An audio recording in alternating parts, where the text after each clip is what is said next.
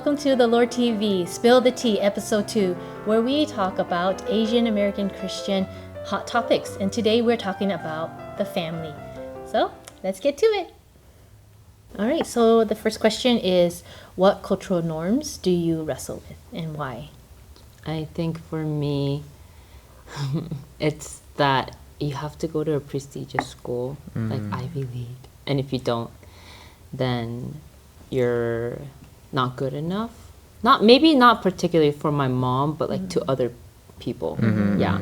And you're not good enough to be with, certain somebody because their parents don't approve, something like that. And then it's like what you do by when. I think that kind of pressure I force myself to make rash decisions because that pressure. Yeah. And I just want to be a stay-at-home wife. Why do I have to be? I'm just joking. There's nothing wrong with that. There's nothing wrong with that. Like, I'm being serious. Career isn't everything, but I think I was taught growing up that, by society, not my mom, but by society, that career is everything. And, especially Asian culture. You have to be a doctor, lawyer, something in the medical field, And you can't just be like anything in the medical field. You have to be like a doctor or a nurse, So I think I wrestled a lot with those and like always feeling like I'm not enough. Because now I'm 29 and I'm going into my career and it's like, it's a little too late. Kind of like that. Do you think that's more of like a Asian cultural norm then, I guess? Yeah. For sure. Well, they're very performance oriented, Right. Right. So, and you have to do something. An American portion of that is you have to be in a field where you make a change in the world. Well, I'm just one person. Yeah. I know. Yeah. Actually, I think my parents had high hopes for me because I was really good academically. But like I honestly I had straight A's, honor roll, everything. And top 10%, everything. They thought that I was gonna go be that doctor, be that lawyer, and all that stuff. But then I went to school for film and Christian ministry. So yeah, for me, I mean, I think it's kind of known, because a lot of Asian families, they kind of want you to be that doctor or whatever. My parents weren't really like that, but they did really want me to go to like, the best school and things like that.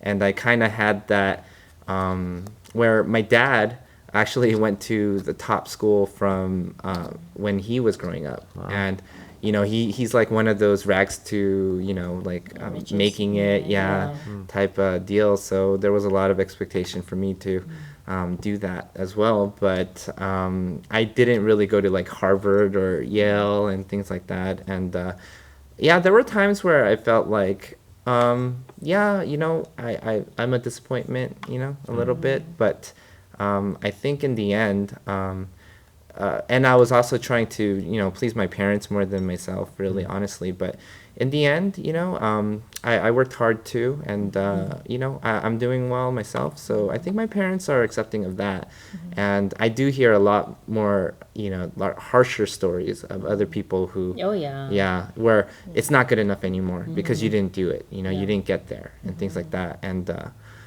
for me, I was pretty lucky about that, but.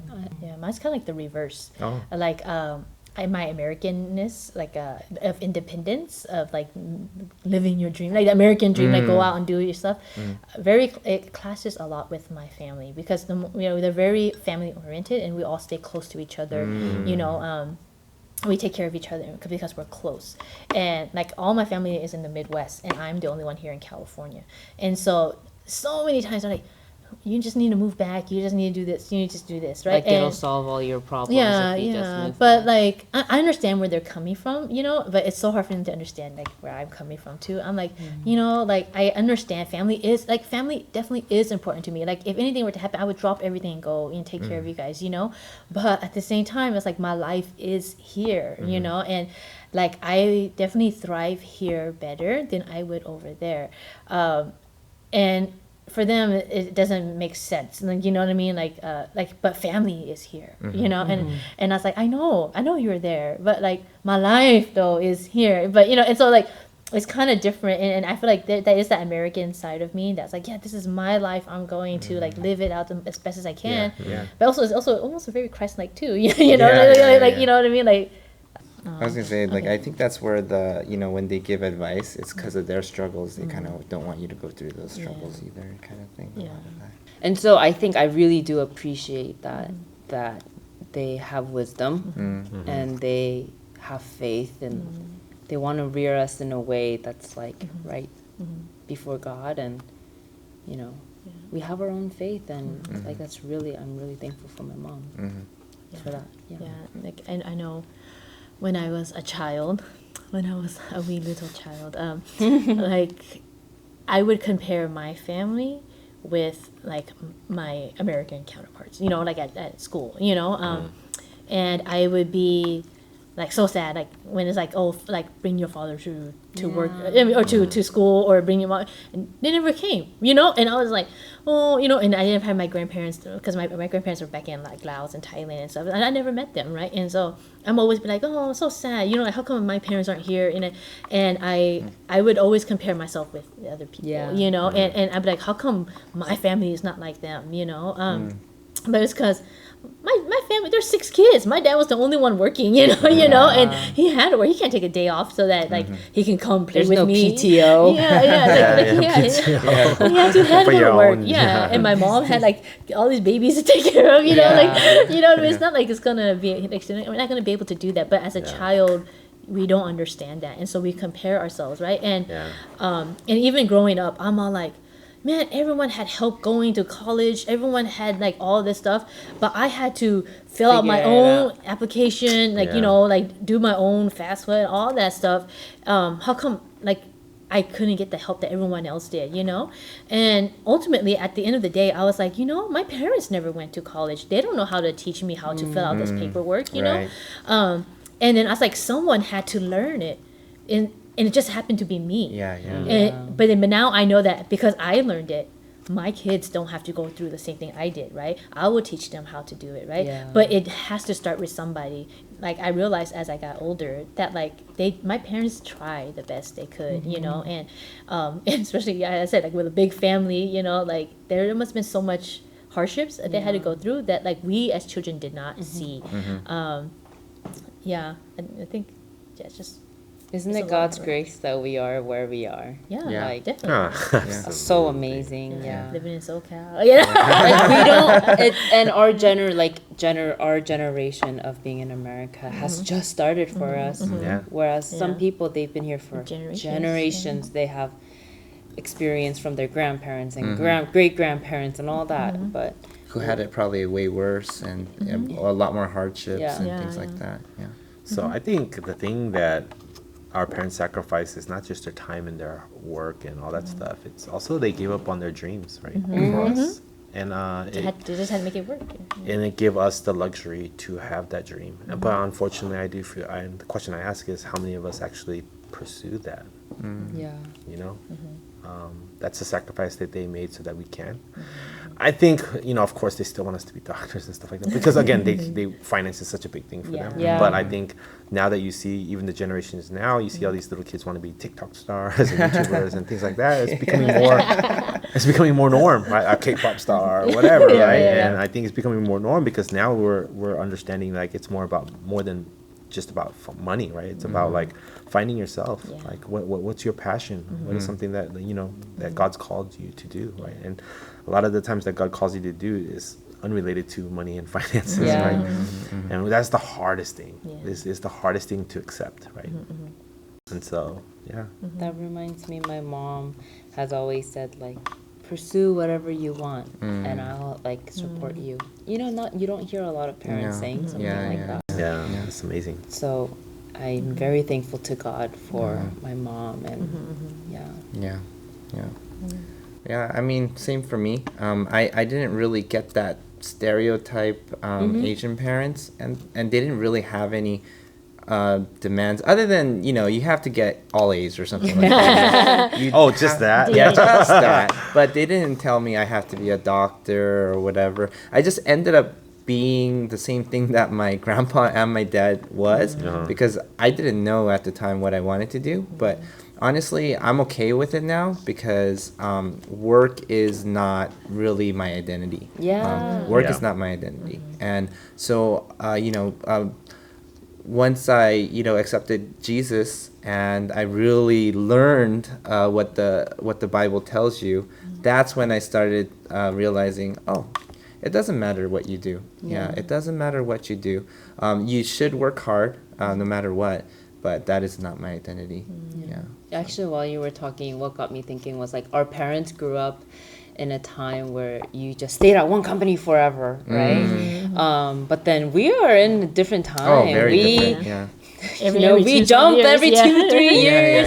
Yeah. And it's so even worse now. and so 6 weeks. And so I was thinking about how, like, when I tell my mom, I got a new job, and I'm going to, for better pay, better hours, so I can have more work-life balance. They're like, what's work-life balance? But you don't have to go to work every day. You can just work three days a week. How are you gonna live? But that's just the times that they grew up in, just like working stupid hard. Like they just work so hard. I don't know what it is, but I feel like I can only speak for maybe like the Korean American culture or whatnot, but I do feel like, especially Korean American culture, I do feel like majority of the parents, there's like, what do you call it? There's love languages, right? There's like quality time, acts of service, gifts, but I think for some reason, a lot of their love language to us was service, right? Acts of service. And so I think when you don't know that, and you don't get the words of affirmation from them, I'm proud of you, I love you, whatever, it makes us, and that's how you receive love. I think is the reason why a lot of us don't feel loved by our parents, right? When in reality, they love us so much. If you look at it through acts of service, absolutely they do, right? And they work so hard and they sacrifice so much, and yet sometimes we sit there complaining. I complained to my dad. I was like, you don't love me because you don't spend time with me. I can't talk to you. Which is quality time. Isn't that the American part of us? Yeah, it is very American. Like my parents, they went to father-daughter dances. You weren't there for me. And you know what Dad would say? I cut the grass outside. I cut the tree so it doesn't fall in the house. And I'm like, I don't care. I was like, I can hire someone to do that, but you were my dad. You need to sit with me, But for him, he's like, I'm doing it because I love you. And I was like, it just doesn't compute to me, And that's where, like, as we got older, we bend. We bend. I'm like, I like, he doesn't have to spend that time with me. When he does, it's great. But if he doesn't, I know that he's cutting the tree outside, and I know that he's showing me that he loves me. What's crazy is that I went to go spend Christmas with my mom last year, and all she's trying to do is like cook for us, like clean the dishes, and I'm like, can you just sit down? Just sit down and don't do anything. We are gonna do all of that, But don't you also think that sometimes that's what God asks of you? Different sermon. Because in reality, like, sometimes we're so busy with life, and God's like, I just want to spend time with you. Right? And so I think sometimes the very things that annoy us about how somebody's not showing us love, we do the very thing to God. Right? And I think sometimes it's very humbling when we go, and wow. And like you said, sometimes we don't feel like God loves us, but He's out there cutting the grass and cutting down the trees, right? Things that we are not aware of. But it's very important, right? It's behind the scenes that is for our benefit.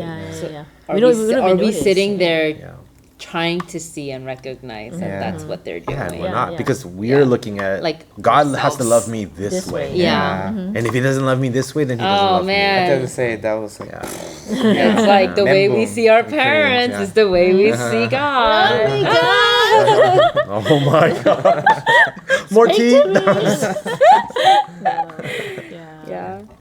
Definitely.